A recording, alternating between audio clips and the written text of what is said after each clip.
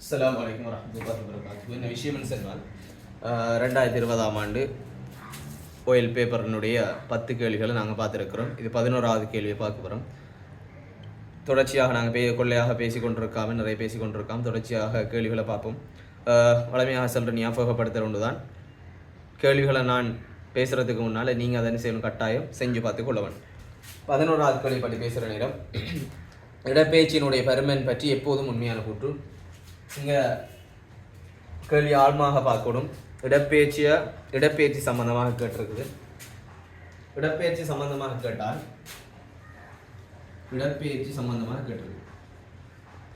இடப்பெயர்ச்சியை பற்றி நாங்கள் எடுக்கிற முதலாவது கூற்றி இது ஒரு காவிக்கணியம் என்றதுதான். இது ஒரு காவிக்கணியம். இந்த காவிக்கணியத்துக்கு முதலாவது திசை இருக்க போதும், ரெண்டாவது நிச்சயமாக பருமன் இருக்க போதும். இங்க கேள்வியில கேட்ட விஷயம் இடப்பெயர்ச்சி சம்பந்தமான பருமன் சம்பந்தமான குற்று, திசை சம்பந்தமாக இல்லை. ஆகவே திசையை நாங்கள் வெட்டிக்கொள்வோம். பருமன் சம்பந்தமாக மாத்திரம்தான் கேட்டிருக்கிறாங்க. இதுல 4 கூற்றுல எது மிக பொருத்தம், எப்போதுமே பொருத்தம் அப்படின்னு கேட்டிருக்கிறாங்க. முதலாவது கூற்று எடுத்துக்கொண்டு பார்த்தோம்னு சொன்னால், இதுக்கு முன்னால் ஒரு வரைபடம் வரைஞ்சு கொண்டால் எங்களுக்கு இது கேள்விகளை செய்யறதுக்கு இலகுவாக இருக்கும். ஏபி என்ற 2 புள்ளிகளுக்கு இடையில இப்படி ஒரு பாதை இருக்குதுன்னு வச்சுக்கொள்ளும், இப்படி ஒரு பாதை இருக்குதுன்னு வச்சுக்கொள்ளும். இது பாதை 1 என்று எடுத்துக்கொள்ளும், இது பாதை 2 என்று எடுத்துக்கொள்ளும். முதலாவது கூற்றும் எங்கே தூரத்திலும் பெரியது. இடப்பெயர்ச்சி என்னது எது வரலாம், இது முதலாவது பாதை 2வது பாதை இருக்கிற நேரம் ஒரு 2 புள்ளிகளுக்கு இடையில எது இடப்பெயர்ச்சியாக வரலாம் என்றால் 2வது பாதை வரலாம். முதலாவது பாதை இடப்பெயர்ச்சியாக வர்றதுக்கு எந்த சான்ஸுமே இல்லை. முதலாவது பாதை இடப்பெயர்ச்சியாக வர்றதுக்கு எந்த சான்ஸுமே இல்லை. 2வது பாதை தான் வாரதுக்கான வாய்ப்பு இருக்குது.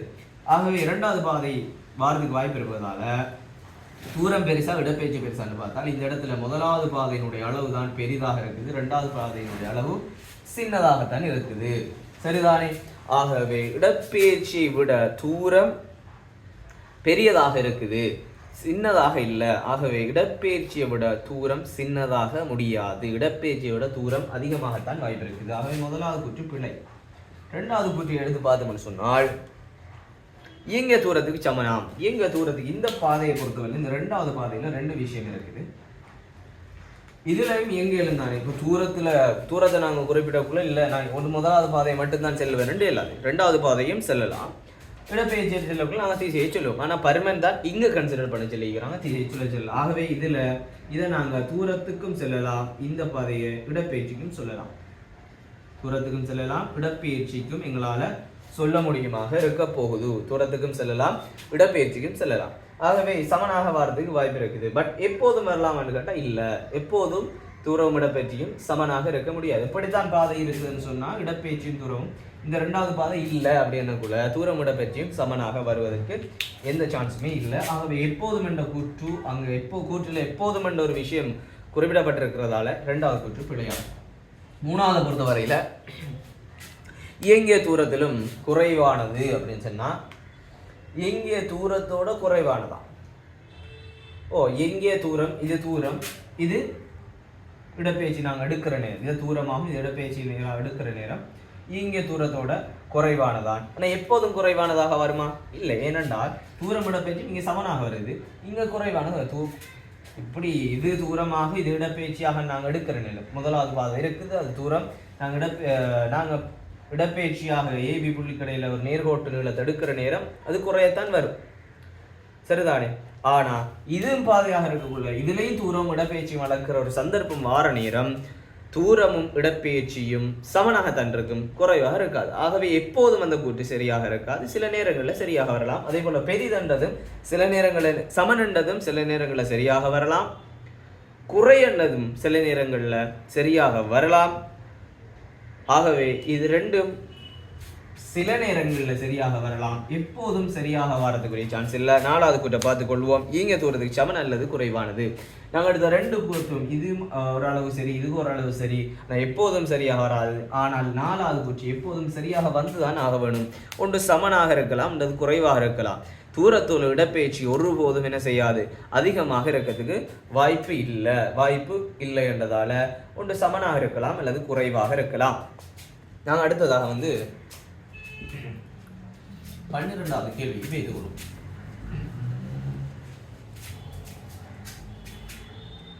பன்னெண்டாவது கேள்வியை பொறுத்த மட்டும் XY எனும் இரு மூலகங்களின் அணுக்களின் இலத்திர நிலை அமைப்புகள் முறையே 281 287 ஆகும். அம்மூலக ஜோடி பற்றிய பின்வரும் கூற்றுக்களில் பொய்யான கூற்று எது என்று கேட்டிருக்கிறாங்க. முதலாவது XY என்ற ரெண்டு மூலகத்தை கொள்வோம். X என்ற ஒரு மூலகமாம், Y என்ற மூலகமாம். இதுல 2 8 1 என்றால் 2 8 7. இப்ப இந்த இலத்திர நிலை அமைப்பை வச்சுக்கொண்டு எங்களுக்கு முதலாவது விஷயம் இது என்ன மூலகம் என்றதை எங்களுக்கு கணிக்க இயலுமாக இருக்க வேண்டும். 2 8 1 என்று சொன்னால் மொத்தம் 11 இலத்திரன், 2 8 7 என்றால் மொத்தம் 17 இலத்திரன். 11 இலத்திரன் இருக்கக்கூடிய அணு எது? 11 இலத்திரன் இருக்கக்கூடிய அணு என்று எடுத்தோம் என்றால் அதை நாங்கள் ஆவர்த்தன அட்டவணையில் பார்க்குற நேரம் சோடியமாக இருக்கும். 11 இலத்திரன் இருக்கக்கூடிய அணு எதுன்னு பார்க்குற நேரம் சோடியம். 17 அணு இருக்கக்கூடிய மூலகம் எதென்று சொல்லி ஆவர்த்தன அட்டவணையில் பார்க்குற நேரம் குளோரினாக இருக்கக்கூடிய. இப்ப இந்த சோடியமும் குளோரினையும் வைத்துக் கொண்டுதான், இந்த சோடியத்தையும் குளோரின் என்ற ரெண்டு மூலகங்களையும் வைத்துக்கொண்டு நாங்கள் இந்த 4 கூற்றுக்களையும் ஆராய வேண்டியிருக்கும். முதலாவது, ஆவர்த்தன அட்டவணையில் ஒரே ஆவர்த்தனத்தில் இருக்கின்றன. ஆவர்த்தன அட்டவணையை பொறுத்தவரையில ஆவர்த்தனம் அப்படிங்கிறது, ஆவர்த்தனம்ங்கிறது இப்படி இடமிருந்து வலமாக சொல்லக்கூடியதை நாங்கள் ஆவர்த்தனம் சொல்லுவோம். இடமிருந்து வலம், இதை நாங்கள் பேர் சொல்லுவோம் ஆவர்த்தனம். இது 1 2 3 4 இப்படி என்ற ஆவர்த்தனங்கள் இருக்குது. அதே போல மேலிருந்து கீழாக பார்த்தோம்னால், மேலிருந்து கீழன்னு சொன்னால் மேலிருந்து கீழே நாங்கள் அதுக்கு சொல்லுவோம் கூட்டங்கள் என்று சொல்லுவோம். கூட்டங்கள் அப்படின்னு சொல்லுவோம். மேலிருந்து கீழுக்கு நாங்கள் கூட்டங்கள் சொல்லுவோம். அந்த அடிப்படையில் முதலாவது பார்த்தோம்னு சொன்னால் ஆவர்த்தன அட்டவணையில் ஒரே ஆவர்த்தனத்தில் இருக்கின்றன. நாங்கள் இலகுவாக பார்த்தோம்னு சொன்னால் விளங்க போகுது. நான் எதுக்கும் வெளியே காட்டுறேன். Hydrogen, helium, lithium, beryllium, boron, carbon, nitrogen, oxygen, fluorine, chlorine, neon,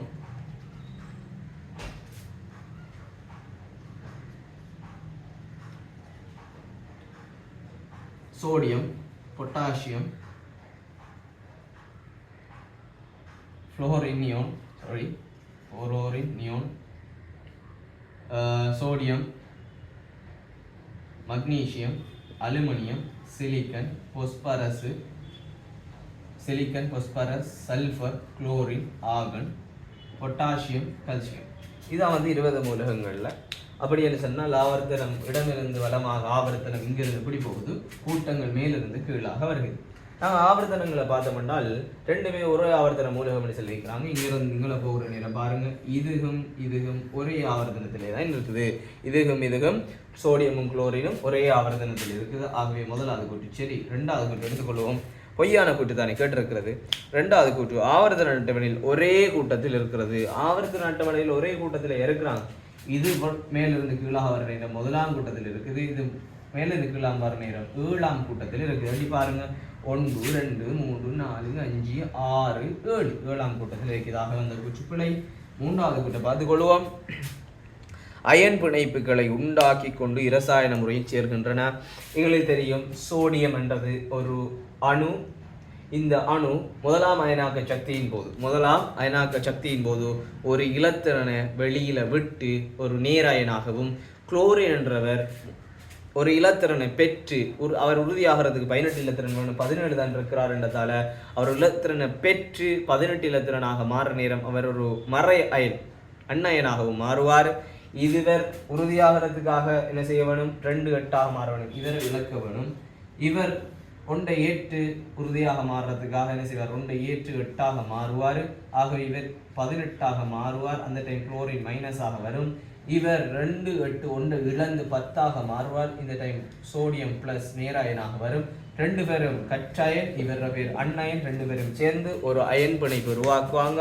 இந்த சோடியம் பிளஸ் கற்றாயனையும் குளோரின் மைனஸ் என்ற அன்னயன், சோடியம் பிளஸ் என்ற ஒரு கற்றாயனும் குளோரின் மைனஸ் என்ற ஒரு அன்னயனும் 2 பேரும் சேர்ந்து என்ன செய்வாங்க, ஒரு பிணைப்பு உருவாக்குங்க. இவருக்கு அயன் பிணைப்புன்னு சொல்லுவோம்.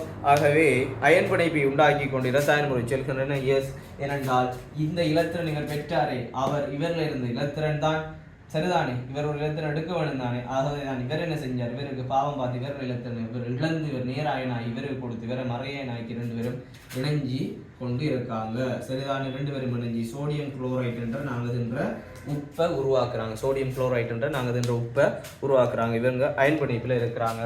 ஆகவே இந்த கூற்று மிகச்சரியான கூற்று. 4வது கூற்றை பார்த்து கொண்டோம். சேர்ந்து இரசாயன சூத்திரம் XY கொண்ட சேர்வையை உண்டாக்குகின்றன. தெரியும், வலுவளவு அப்படிங்கிறது அவங்க இழக்கிறது அல்லது பெற்றதை பொறுத்து. இலத்திரன் எதை இழக்கிறாங்க, இறுதி ஓட்டில் இருக்கிற இலத்திரன் இழக்கிறது அல்லது பெற்ற இலத்திரனை கொண்டு நாங்கள் என்ன செய்யலாம், வலுவளவுகளை தீர்மானிப்போம். அந்த அடிப்படையில் பார்த்தோன்னு சொன்னால் எக்ஸ்ன்றது சோடியம். சோடியத்தை பொறுத்த வரையில் இன்னைக்கு இடமில்லைன்றதை அடைச்சு கொள்றேன். சோடியத்தை பொறுத்த வரையில் அதோட இலத்திர வலுவளவு எப்போதுமே உண்டாகவே இருக்கும். குளோரினுக்கு வலுவளவு 1 இருக்கலாம், 7 இருக்கலாம். பட் ஒன்றை ஏற்கிறது எங்களுக்கு இலகுவான ஒரு விஷயமா அல்லது 7 விஷயங்களை இழக்கிறது எங்களுக்கு இலகுவான விஷயமான்னு பார்க்குற நேரம் 7 இழக்கிறத விட ஒன்றை நாங்கள் பெற்றுக்கொள்வது மிச்சம் இல்லை சென்றதால் ஒன்றை வலுவளவாக நாங்கள் வச்சுக்கொண்டு ஒரு நிலத்தின பெற்று ஒரு அண்ணாயினாக மாற்றிருக்கிறோம். ஆகவே மிக சிம்பிளாக ஒரு குறுக்கு பரிமாற்றம் செய்கிற நேரம் சோடியம் 1 குளோரின் 1. ஆகவே ஒன்று போல தேவையில்ல சோடியம் குளோரைட் என்ற சேர்வை.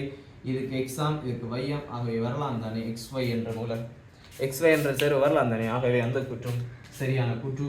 ஆகவே விடை 2.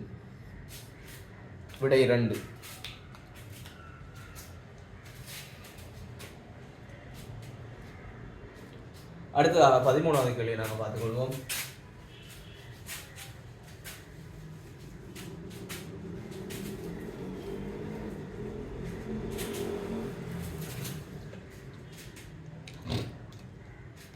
பதிமூணாவது கேள்வியை பொறுத்தவரையில் 13வது கேள்வி, ஆக்சிஜன் வாயுவினுடைய 64 கிராமில் அடங்கும் ஆக்சிஜன் மூலக்கூறுகளினுடைய எண்ணிக்கை அது அப்படின்னு கேட்டிருக்கிறாங்க. 64 கிராமில் அடங்கும் ஆக்சிஜன் மூலக்கூறுகளினுடைய எண்ணிக்கை இது திணிவு தந்திருக்கிறாங்க. இந்த ஆக்சிஜன் வாயு எடுத்துக்கொண்டால் இந்த ஆக்சிஜன் வாயுனுடைய திணிவு தந்திருக்கிறாங்க. இதனுடைய திணிவு 64 கிராம் இருக்குதா. 64 கிராம் ஆக்சிஜன் வாயு இருக்குதா. இதில் எத்தனை ஆக்சிஜன் அணுக்கள் இருக்குது, ஆக்சிஜன் மூலக்கூறுகளினுடைய எண்ணிக்கை அது அப்படின்னு சொல்லி ஆக்சிஜன் வாயுவினுடைய 64 கிராமில் அடங்கும் O2 மூலக்கூறுகளினுடைய எண்ணிக்கை. இந்த ஆக்சிஜன் வாயுவினுடைய எண்ணிக்கை எத்தனை கேட்டிருக்காங்க. அப்போ நாங்கள் என்ன செய்யணும், 64 கிராமில் எத்தனை மூல் ஆக்சிஜன் இருக்குதுன்றதை பார்க்கணும். முதலாவது 64 கிராமில் எத்தனை மூல் ஆக்சிஜன் இருக்குதுன்றதை பார்க்கணும். ஆகவே எங்களுக்கு தெரியும் மூளை கணிக்கிறதுக்காக அந்த சமன்பாடு, மூளை கணிக்கிறதுக்குரிய சமன்பாடு என்ன, திணிவின் கீழ் மூலர் திணிவு, மாஸின் கீழ் மூலர் மாஸ். அதாவது திணிவின் கீழ் மூலர் திணிவு என்ற சமன்பாடு இருக்குது. ஆகவே மூலுக்கு நாங்கள் போட்டுக்கணும் என்றால் மூல் சமன் எங்களை தெளிவு எவ்வளோ தந்திருக்கிறாங்க, 64 கிராம் இருக்குதான். ஆகவே 64 கிராம் கீழுக்கு மூலர் மாஸ் தேவைப்படுது. எங்களோட பேப்பரில் தந்திருக்கிறாங்க. ஆக்சிஜன் ஒரு ஆக்சிஜன் அணுக்கு 16 என்றால் ஆக்சிஜன் வாயுன்றது 2 ஆக்சிஜன்கள் சேர்ந்திருக்குது. அப்படின்னு சொன்னால் 32.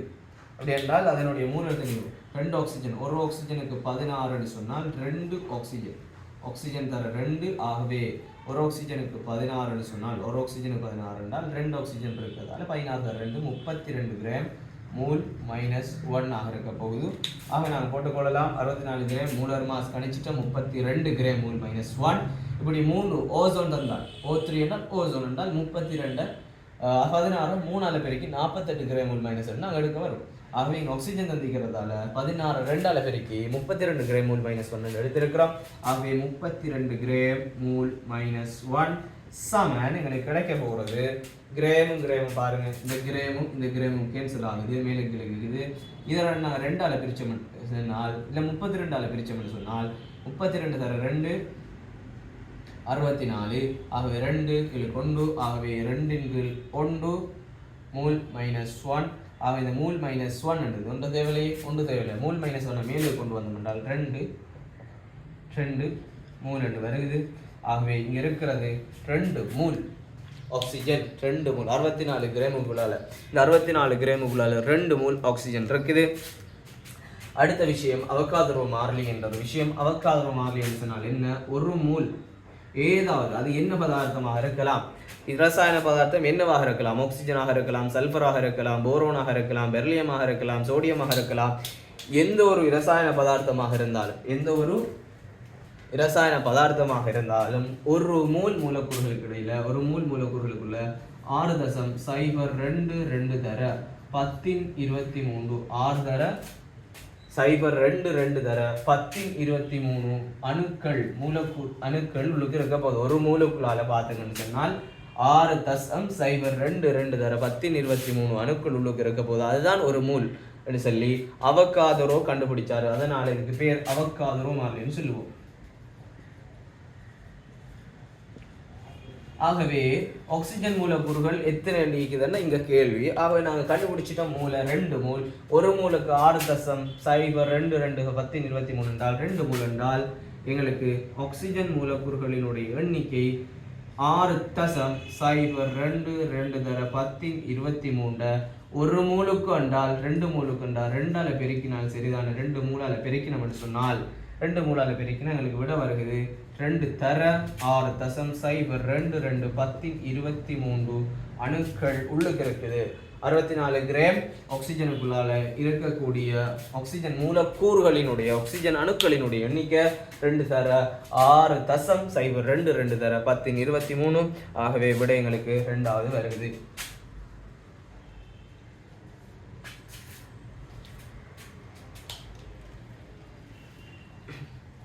அடுத்த கேள்வி பேசிக் கொள்வோம்.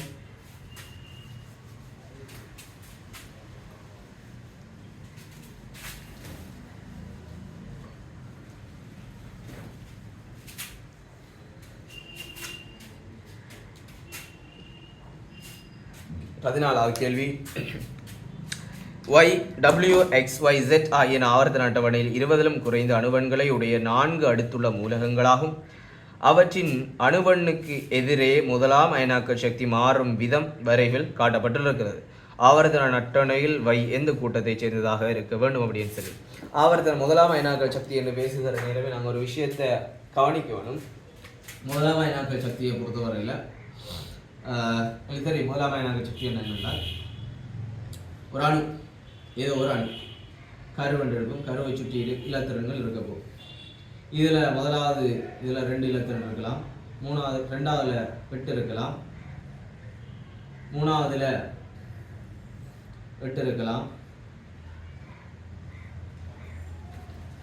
நாலாவதுல இப்படி போகும். நாலாவதுல 2 இருக்கலாம் எங்களை பொறுத்த வரைக்கும். மனமிச்சம் கூட இருக்கலாம், பட் எங்களை பொறுத்த வரைக்கும் நாலாவதுல 2 இருக்கலாம். இப்படியாக இருக்கக்கூடிய இந்த சக்தி மட்டத்தில் ஏதாவது ஒரு இலத்திரன், அதாவது இறுதி மட்டத்தில் இருக்கிற இலத்திரனோட இறுதி சக்தி மட்டம், இதை நாங்கள் கேன்னு சொல்லுவோம், இது எல்லுன்னு சொல்லுவோம், இது எம்என்னு சொல்லுவோம். இது என்னென்ன சக்தி மட்டத்துக்கு இறுதி சக்தி மட்டம்னு சொல்லுவோம் இருக்கு. இந்த இறுதி சக்தி மட்டத்திலிருந்து ஒரு இலத்திரனை நாங்கள் வெளியாக்குறது, இறுதி சக்தி மட்டத்திலிருந்து ஒரு இலத்திரனை வெளியாக்குறதுக்காக கொடுக்க வேண்டிய சக்தி இங்கே சும்மா வெளியாக்கல. அதனால ஒரு இடத்துல இருந்து நாங்கள் இல்லாமலாக்க வேணும்னு சொன்னார். உதாரணமாக அரசியல் பதவியில் இருக்கிற ஒரு ஆளை இல்லாமலாக்க வேணும்னு சொன்னால் அவருக்கு மேலே இருக்கிற ஒரு ஆளுக்கு என்ன செய்யணும், நாங்கள் ப்ரெஷரை கொடுக்க வேணும், சில நேரங்களில் லஞ்சம் அப்படி என்று கொடுக்க வேணும். அப்போ நாங்கள் ஒரு பொருளை கொடுக்குறோம். அதே போல் இந்த சக்தி மட்டத்தில் இருக்கிற இதரை வெளியாக்குறதுக்கு நாங்கள் குறித்த ஒரு சக்தியை கொடுக்க வேணும், இதுக்கு பேர் தான் முதலாம் அயனாக்கல் சக்தி. முதலாம் அயனாக்கல் சக்தின்னு சொல்கிறோம். இதுக்கு பேர் தான் முதலாம் அயனாக்கல் சக்தி அப்படின்னு சொல்கிறோம். இதுக்கு பேர் தான் முதலாம் அயனாக்கல் சக்தி. இப்போ நாங்கள் பார்த்துக்கொள்வோம். இந்த முதலாம் அயனாக்கல் சக்தியை பொறுத்த வரையில் ஆவர்த்தன அட்டவணையில் 8ஆம் கூட்ட மூலகங்கள், 8ஆம் கூட்ட மூலகங்களுக்கு மிக கூடுதலாக இருக்கு, மிக அதிகம். ஏன் அப்படின்னு சொன்னால் இவங்களோட ஓடுகள் இறுதி சக்தி மட்டங்கள் முழுசாக நிரம்பி நாங்கள் கீழிக்கிறது 8ஆம் கூட்ட மூலகத்தினுடைய இலத்திரன் இப்படியாக இருக்கிற ஒரு சக்தி மட்டத்தில் இருந்து ஒரு இலத்திரன் அகற்றண்டால் எல்லா பவரையும் வச்சுக்கொண்டு எல்லா படிப்பையும் வச்சுக்கொண்டு ஒரு பொசிஷனில் இருக்கிற ஒரு ஆள் அந்த இடத்துல இருந்து எழுப்பிருந்தால் 1000 கேள்விகளும் 1000 விமர்சனங்களும் அந்த இடத்துல வரும். அதே போலதான் இப்படி நிரம்பி இருக்கிற சக்தி மட்டங்கள் முழுவதுமாக நிரம்பி இருக்கிற இந்த இலத்திரனை இந்த இடத்துல இருந்து வெளியாக்குறண்டால் மிக கூடுதலான சக்தி கொடுக்கணும். அதே நேரம் முதலாம் கூட்ட மூலகங்களை எடுத்துக்கொண்டால் மிக குறைஞ்ச சக்தியிலே வெளியாக்கலாம். மிக குறைந்த சக்தி. ஏன் மிக குறைஞ்ச சக்தியில வெளியாக்கலாம் என்றால் அவர்ல இறுதியில மிக பலவீனமடைஞ்ச நிலையில இருப்பார். சக்தி மட்டங்கள்ல ஒரு இலத்திரம் தான் இருக்கும். முதலாம் கூட்ட மூலத்துல சக்தி மட்டத்துல உறுதியாக இருக்காது. உறுதி இல்லாமல் இருக்கிறதால அவரை இலகுவாக செய்யலாம், வெளியாக்கலாம். சரிதானே? ஆகவே நாங்கள் முதலாம் அயனாக்கல் சக்தி படிக்கிற நேரம் இந்த வரைவு சம்பந்தமாக படிச்சிருக்கிறோம். வரைவில் ஒரு ஓர்டரில் தான் வரும். வரைவு ஒரு ஓர்டரில் தான் அழகாக வந்து கொண்டிருக்க போகுது. ஆவர்த்தனங்களையும் கூட்டங்களையும் அடிப்படையாக கொண்டு நாங்கள் வரையக்கூடிய ஒரு வரைவு. ஆக இந்த வரைவை பொறுத்த வரையில் இப்படியாக வரைஞ்சிருக்கிறாங்க. இப்படியான ஒரு வரைவு, இப்படியான ஒரு வரைவு. இதில் எக்ஸ் போட்டிருக்கிறாங்க, இதில் ஒய், இதில் ஜெட், எக்ஸெட், இதில் எக்ஸ், இதில் ஜெட். எங்களுக்கு சிம்பிளாக தெரிஞ்ச விஷயம் ஆக கூடினது மிச்சம் கூடுதலாக இருக்கிறது, மிக அதிகமாக இருக்கிறது 8ஆம் கூட்டம். இது 8ஆம் கூட்டம். ஒரு 8ஆம் கூட்டம் மூலகமாக அடுத்து வந்தால் இது 8ஆம் கூட்டமாக இருந்தால் ஆக குறைஞ்சது எதுவாக இருக்கலாம்? ஆக குறைஞ்சது எதுவாக இருக்கணும்? ஆக குறைஞ்சது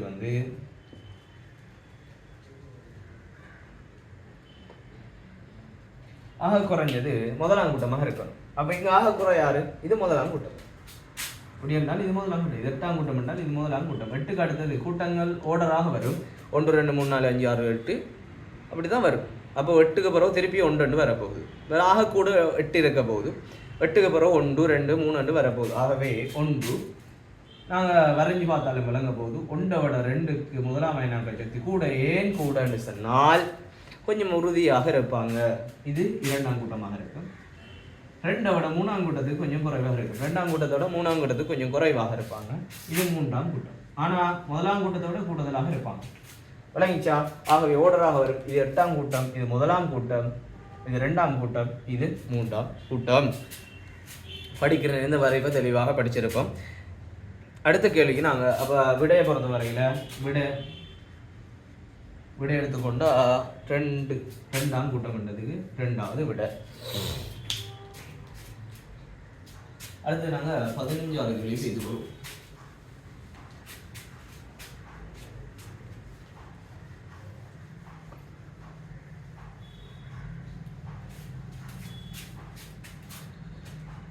பதினஞ்சாவது கேள்வியை பொறுத்த மட்டும் மிக இலகுவான ஒரு கேள்வி. 15வது கேள்வி. மனித உடல் செயற்பாட்டுக்கு சக்தி வழங்கும் பிரதான கூறுகளாக இருக்கிறது. முதலாவது புரதங்களும் லிப்பிட்டுகளும் இருந்திருக்கிறாங்க. 2வது புரதங்களும் விட்டமின்களும். 3வது கார்போஹைட்ரேட்டுகளும் லிப்பிட்டுகளும். 4வது கார்போஹைட்ரேட்டுக்கும் புரதங்களும். நாங்கள் படிக்கிற நேரம் சேதன சக்திகளாக அல்லது ஒரு உடம்புக்கு சேதன சக்தியை வழங்கக்கூடிய மூலக்கூறுகளாக, சேதன பதார்த்தங்களாக 3 விஷயங்களை தான் படிச்சிருக்கிறோம். முதலாவது கார்போஹைட்ரேட். கார்போஹைட்ரேட்.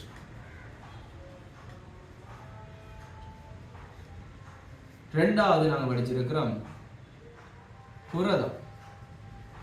3வது லிப்பிட்.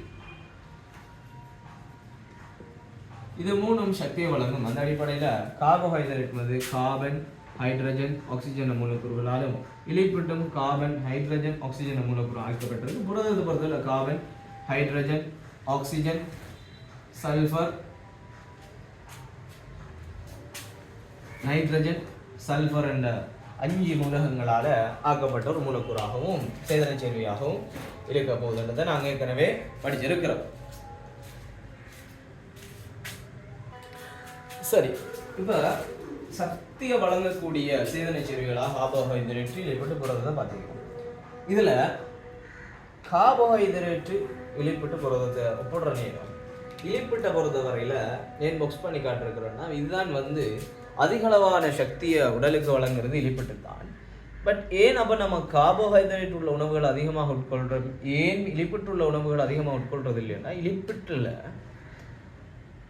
கொலஸ்ட்ரோலினுடைய அளவு அதிகமாக இருக்கும். இலிப்பிட்டை பொறுத்தவரையில் நல்ல இலிப்பிட்டுகள், அதே போல் உடம்புக்கு தேவையற்ற இலிப்பிட்டுகள் எல்லாம் இருக்குது. அதெல்லாம் பெரிய வகுப்புகள் நீங்கள் படிப்பீங்க. இந்த இலிப்பிட்டை பொறுத்தவரையில் என்னோட உணவில் தேவையற்ற கொழுப்புகளை மதிய அளவில் சேர்க்கும் என்றதால் குறிப்பிட்ட அளவில் நாங்கள் உட்கொள்கிறோம். பெரும்பாலான சக்தி உள்ளடக்கத்துக்காக கார்போஹைட்ரேட் உட்கொள்கிறோம். இந்த மூணும் தான் எங்களோட உடலில் சக்தியை தருகுது. சரிதானே? அப்போ கார்போஹைட்ரேட் இலிப்பிட்ட புரதத்தில் இந்த மூணு தான் சக்தியை தருது என்றால் இங்கே புரதங்களும் இலிப்பிட்டுகளும் சக்தியை தருது. ஓகே, பிரதான கூறுகளாக கேட்டிருக்கிறாங்க. இந்த ஓர்டர் தான் பிரதான கூறு. ஃபர்ஸ்ட் ஆஃப் ஆல் அதுக்கு வர வேண்டியது கார்போஹைட்ரேட், ரெண்டாவது இலிப்பிட்டு வரணும், மூன்றாவது தான் புரதம் வரணும். ஏனென்றால் கார்போஹைட்ரேட் இருக்கக்குள்ள புரதத்தில் இருந்து இந்த சக்தியையும் உடம்பு எடுத்துக்கொள்ளாது. அதே போல கார்போஹைட்ரேட் இருக்கக்குள்ள இலிப்பிட்டில் இருந்தும் எடுத்துக்கொள்ளாது. ஏனென்றால் இவர்களில் இருந்து சக்தி எடுக்கிறதுக்கு ஆக இலகுவான ஒரு வழி என்ன சொன்னால் கார்போஹைட்ரேட் இருந்து சக்தி எடுக்க நேரடியாக மிக இலகுவாக இருக்கும் உடம்புக்கு. அதனால் அந்த வேலையை அது பார்த்துக்கொள்ளுது. புரதங்களும் இலிப்பிட்டுகளும் அப்போ அந்த விடையை நாங்கள் சூஸ் பண்ணிடலாம். புரதங்களும் விட்டமின்களும், ஆகவே விட்டமின்கள் எடுக்க இயலாது, விட்டமின்கள் நுண்போசனை கூறுகள், அதில் சக்தி எடுக்க இயலாது. மூணாவது கார்போஹைட்ரேட்டும் இலிப்பிட்டுகளும் என்றுதான் சரியான விடையாக இருக்க போகுது. ஆகவே விடை 3ஆக இருக்கும்.